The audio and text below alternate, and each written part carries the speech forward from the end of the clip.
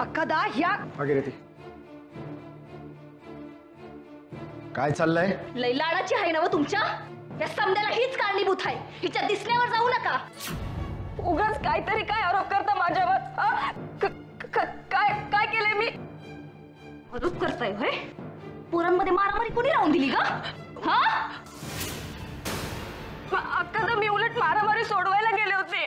असं आधी आग लावायची नंतर ती इजवायला जायची. मला शिकवू नकोस हा. 12 गावचं पाणी प्यालेली बाय हाय मी. कळलं? अक्कादा मनोरमा ती म्हणतेय ना, मग का बळेच आरोप करताय तिच्यावर? आम्ही चांगले ओळखतो तिला. ती असं काही करणार नाही. अहो इथंच तर फसताय तुम्ही. हिनच पोरांना फूस लावली मुंबईला जायचंय म्हणून आणि म्हणूनच मारामारी झाली पोरांमध्ये. चित्रा हे खरंय? अक्कादा मी हे खरंय की मी पमानामानं आम्हाला सांगितलं होतं की तुम्ही अक्कादांना विचारलं तर ते मुंबईला जायला देतील. बस पण मी पाहिलंत ऐकलत ना बाई काय म्हणली ते? मी सांगत नव्हते मगाच धरणं.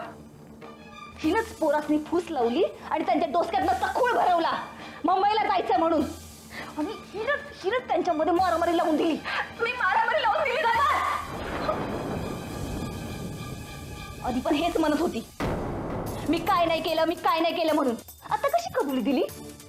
भांडणं लावली हिनी आणि शिक्षा द्यायला माझ्या पोरासनी बोलवताय वय वाड्यावर. माझ्या पोरांची काही चूक नसताना त्यांना दोष वय. चोर सोडून संन्यासाला फाशी.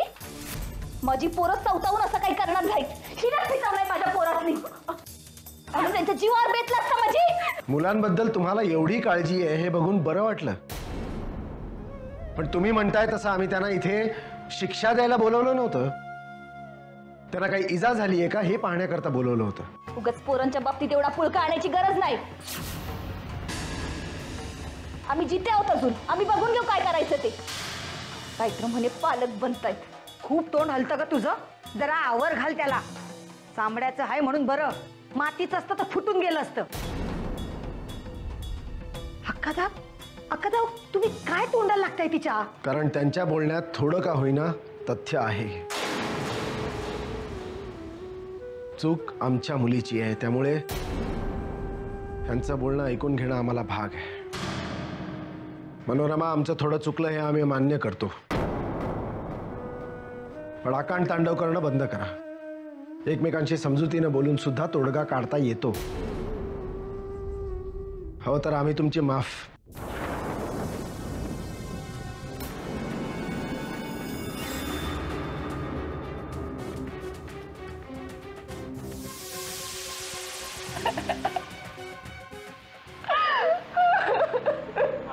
कुणाची माफी मागताय तुम्ही?